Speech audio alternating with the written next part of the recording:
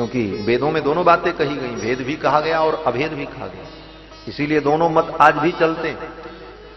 कुछ लोग कहते हैं कि जीव ब्रह्म में कोई भेद नहीं है, और कुछ वैदिक मंत्र ये कहते हैं कि जीव और ब्रह्म में भेद है और दोनों वेद के ही वाक्य हैं। ऐसी स्थिति में क्या निर्णय किया जाए?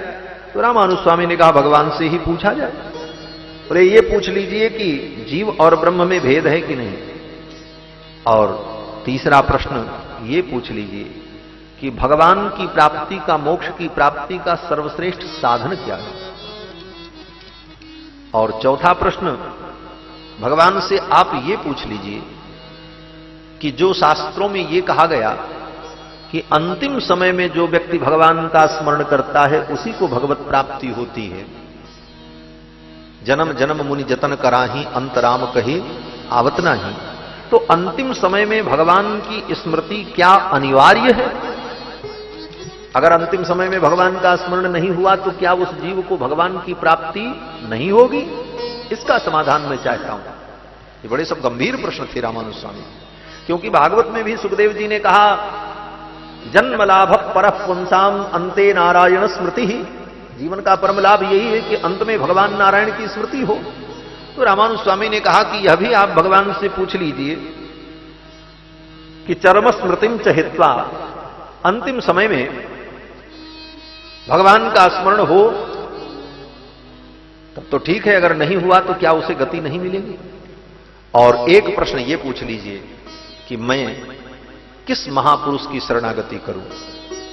मैं यामुनाचार्य जी की शरणागति करके उनसे मंत्र दीक्षा प्राप्त करना चाहता था, लेकिन उनका तो परम पद हो गया। अब मुझसे समझ में नहीं आ रहा है कि किस महापुरुष के चरण में जाकर मैं वैष्णव दीक्षा ग्रहण करूं। तो भगवान ही मुझे बतावें कि मैं किस महापुरुष का समाश्रयण करूं। इन प्रश्नों का हमें उत्तर चाहिए। तो कांचीपूर्ण स्वामी ने जाकर के भगवान से पूछा, श्री वरदराज भगवान से पूछा, तो वरदराज भगवान ने इन सारे प्रश्नों का उत्तर कांचीपूर्ण स्वामी को दिया।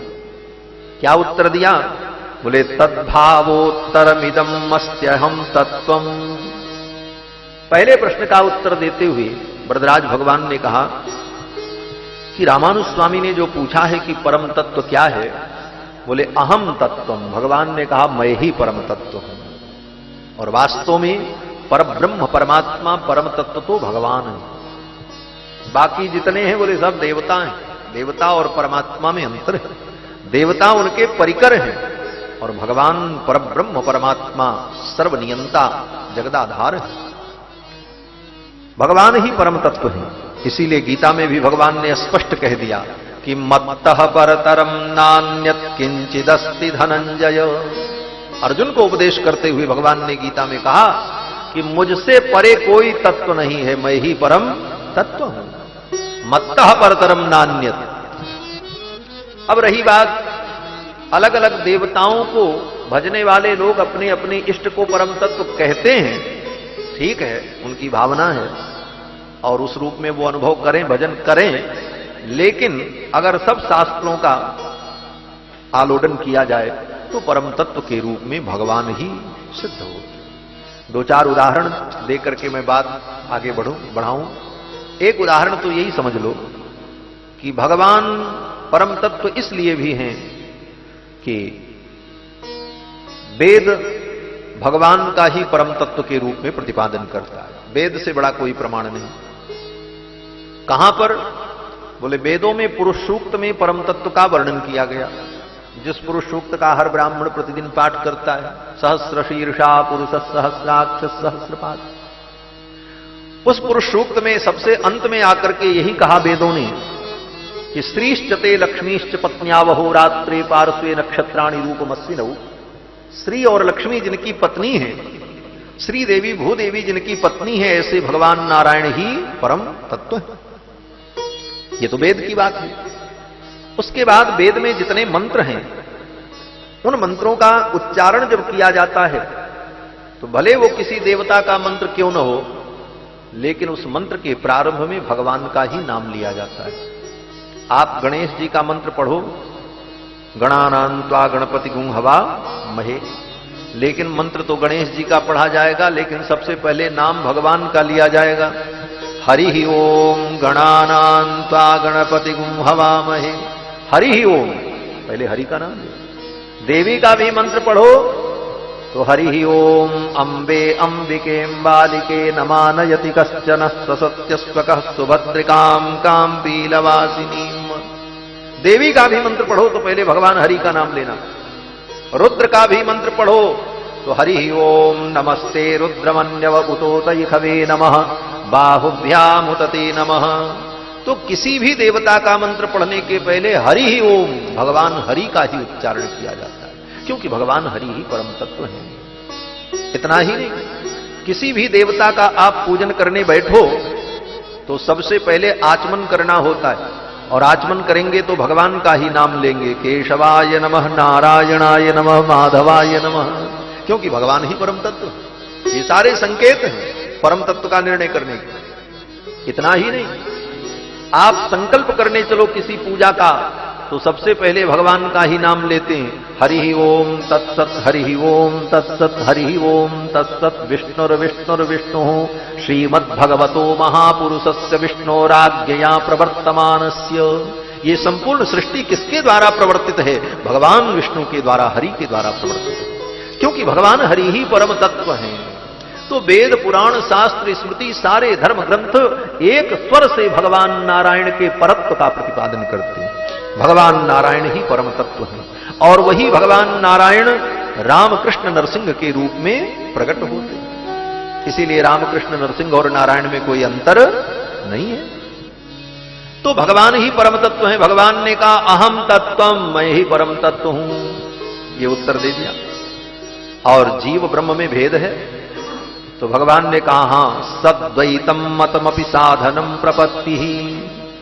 भगवान ने कहा जीव में और ब्रह्म में भेद है, भगवान ने स्वीकार किया। भगवान ने निर्णय कर दिया, कांची वरदराज भगवान ने, कि जीव और ब्रह्म में भेद है, अभेद नहीं है। जीव भिन्न है, ब्रह्म भिन्न है। जीव कभी ब्रह्म नहीं हो सकता, कदापि नहीं हो सकता। गोस्वामी तुलसीदास जी महाराज भी कहते हैं कि माया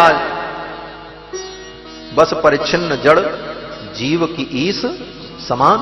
जीव कभी ईश के समान नहीं हो सकता, जीव कभी ईश हो ही नहीं सकता।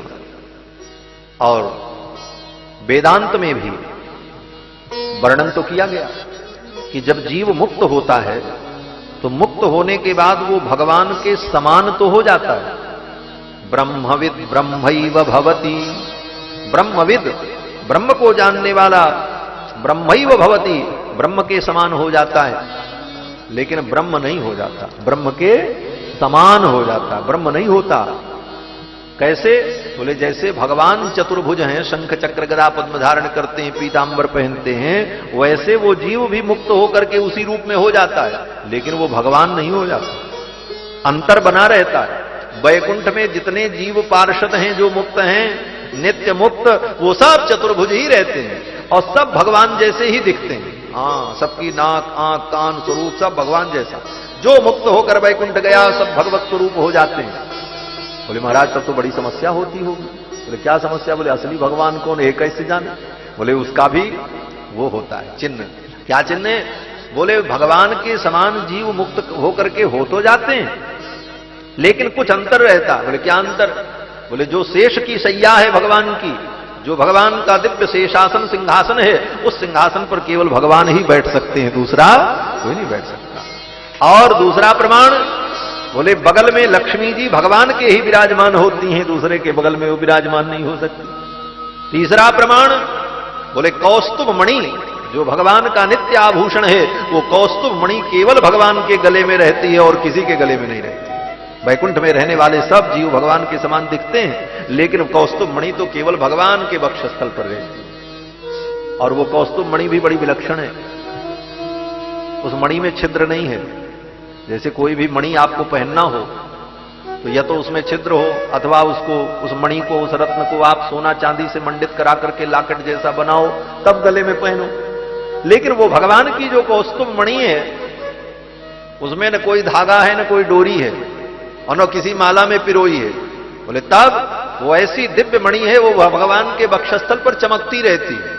हाँ, वो भार नहीं है कि भगवान उसको गले में धारण करें। भगवान पीतांबर पहनते हैं तो पीतांबर के ऊपर आ जाती है, भगवान पीतांबर हटाते हैं तो वो नीचे चली जाती है। वो सदा भगवान के वक्षस्थल पर देदीप्यमान होती रहती है।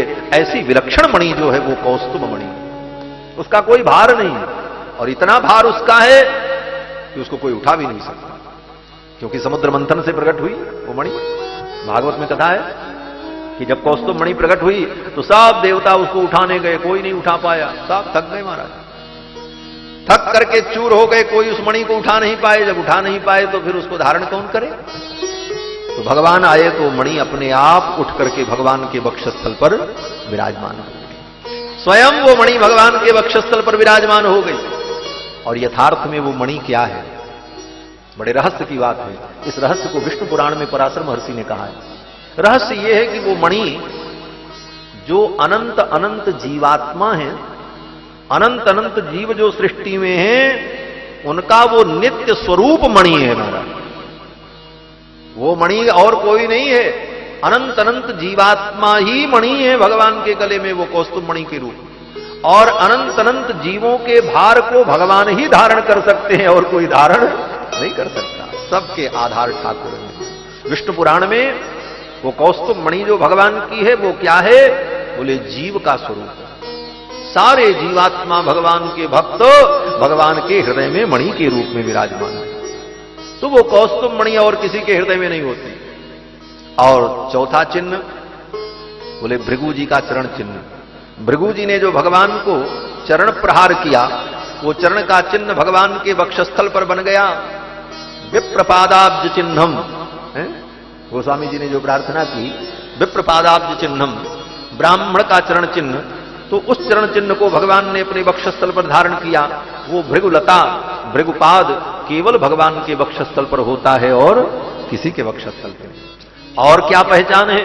बोले भगवान के वक्षस्थल पर दाहिने तरफ, दाहिने वक्षस्थल पर एक रेखा होती है सुनहले रंग की। कैसी रेखा? बोले चमकती हुई स्वर्ण के समान। हिंदी में 7 जैसे लिखा जाता है, अंग्रेजी का 6 समझो, हिंदी का 7 समझो।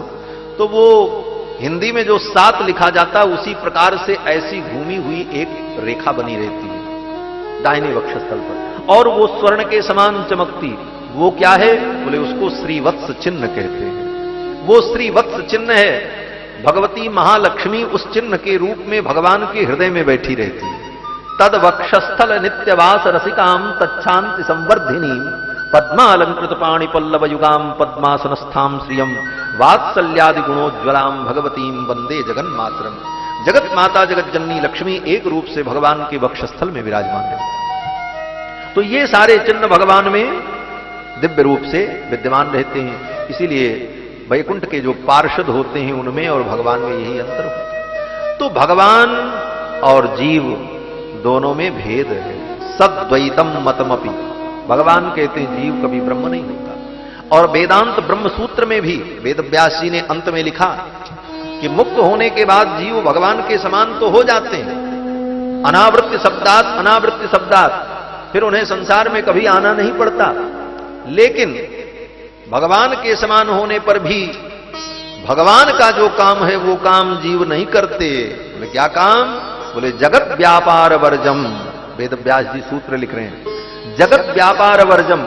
ये जगत का जो व्यापार है, व्यापार माने कार्य, भगवान जो अनंत अनंत सृष्टि बनाते हैं उसका पालन करते हैं, फिर उसका संहार करते हैं, ये काम वो जीव नहीं कर सकता। मुक्त होकर के वैकुंठ जाएगा, भगवान के समान ही रहेगा, भगवान के समान दिखेगा, लेकिन ये काम वो नहीं कर सकता। ये सोचे कि हम भगवान के समान हो गए, अब हम भी सृष्टि करें, पालन करें, संहार करें, बोले ये कार्य उसका नहीं होता, ये कार्य तो भगवान का ही होता। तो इन सारे कारणों से जीव और ब्रह्म में भेद है। भगवान ने कहा जीव और ब्रह्म में भेद है।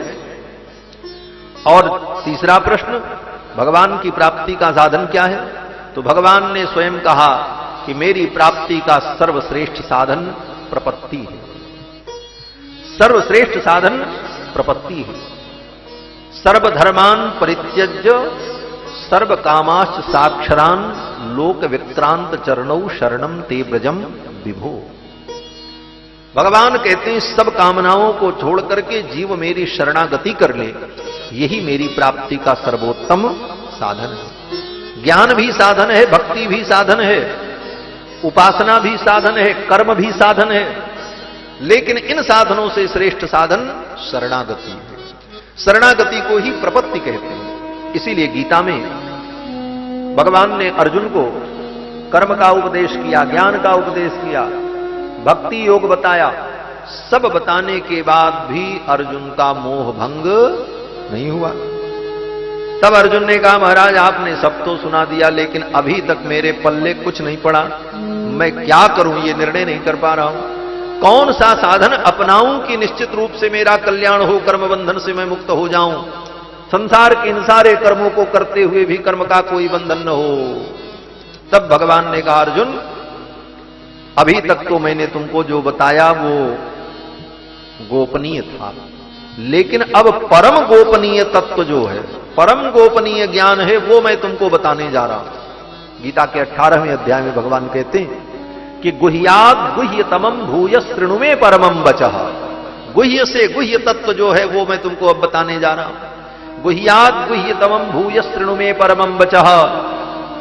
अर्जुन ने कहा, प्रभु वो क्या वचन है आपका? तो भगवान कहते हैं, मन्मना भव मद भक्तो मदयाजी माम नमस्कुरु। अपना मन मेरे में लगा करके मेरा यजन करो और सभी साधनों का भरोसा छोड़ दो। जितने साधन तुम कल्याण के लिए मान रहे हो कि कर्म से, भक्ति से, ज्ञान से, यज्ञ से, तप से, समाधि से तुम मुझे प्राप्त कर लोगे, कर्म बंधन से मुक्त हो जाओगे, उन सारे साधनों का भरोसा छोड़ करके सर्वधर्मान परित्यज्य मामेकम शरणम ब्रज। सब धर्मों को छोड़ करके मात्र मेरी शरण में तुम चले आओ। सर्वधर्मान परित्यज्य मामेकम शरणम ब्रज अहम त्वा सर्व पापेभ्यो मोक्षयिष्यामि मा शुचः। मैं तुमको समस्त पापों से मुक्त कर दूंगा, मा शुचः तुम चिंता मत करो। तुम अपने साधन से स्वयं पाप मुक्त नहीं हो सकते, यही कारण है। भगवान कहते हैं, तुम अगर कोई प्रयास करो कि मैं अपने प्रयास से अपने पापों से मुक्त हो जाऊं, बोले इतना पाप तुमने अनंत अनंत जन्मों में किया है कि तुम उन पापों का स्वयं प्रायश्चित नहीं कर सकते।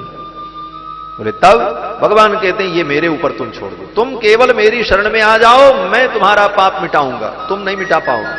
अहम ता सर्व पापेभ्यो मोक्षयिष्यामि, मैं तुमको समस्त पापों से मुक्त कर दूंगा। ऐसा कैसे हो सकता है? बोले सीधा हिसाब है, किसी व्यक्ति ने बहुत अपराध किया, कहीं भी गया, अपराध से मुक्त नहीं हो पाया, साधारण न्यायालय ने उसको सजा सुना दी, हाई कोर्ट में गया, बोले वहां भी उसको मुक्ति नहीं मिली, वहां भी उसकी सजा सिद्ध हो गई, सुप्रीम कोर्ट गया, वहां भी उसकी सजा सिद्ध हो गई। बोले तब, बोले अब कोई साधन नहीं बचा कि वो पाप से मुक्त हो। बोले अब एक ही उपाय है कि राष्ट्रपति के पास चला जाए, वो अपनी याचिका लेकर के कि भाई हमारे ऊपर दया करो, उनकी शरणागति कर ले, तो राष्ट्रपति चाहे तो उसको सब पापों से मुक्त कर सकता है। बोले भाई हम तुमको बरी करते हैं।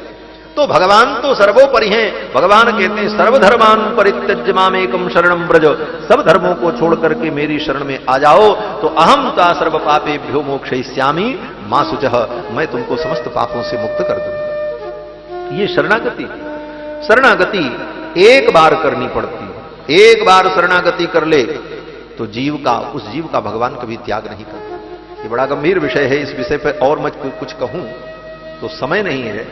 शरणागति, बाकी जितने साधन हैं वो बार बार करने पड़ते हैं। हाँ, कर्म बोले जीवन भर करते रहो तब कर्म से मुक्ति मिलेगी। ज्ञान बोले ज्ञान का बार बार परिमार्जन करते रहो तब वो ज्ञान कल्याण करेगा। भक्ति बोले भक्ति भी लगातार चलती रहे और चलते चलते अंतिम समय में भगवान का स्मरण हो और तब मृत्यु हो, तब वो भक्ति सफल होती। इसीलिए भक्ति में अंतिम स्मृति की आवश्यकता है। लेकिन शरणागति बोले शरणागति में अंतिम स्मृति की आवश्यकता नहीं होती। एक बार जीव ने अगर शरणागति कर ली, ज्ञानात अथवा ज्ञानात कृतमात्म निवेदन, अज्ञानात अथवा ज्ञानात कृतमात्म निवेदनम, अज्ञान से अथवा ज्ञान से किसी भी प्रकार से अगर जीव ने एक बार भगवान की शरणागति कर ली तो एक बार की गई प्रपत्ति उसके मोक्ष पर्यंत साधन बनती है।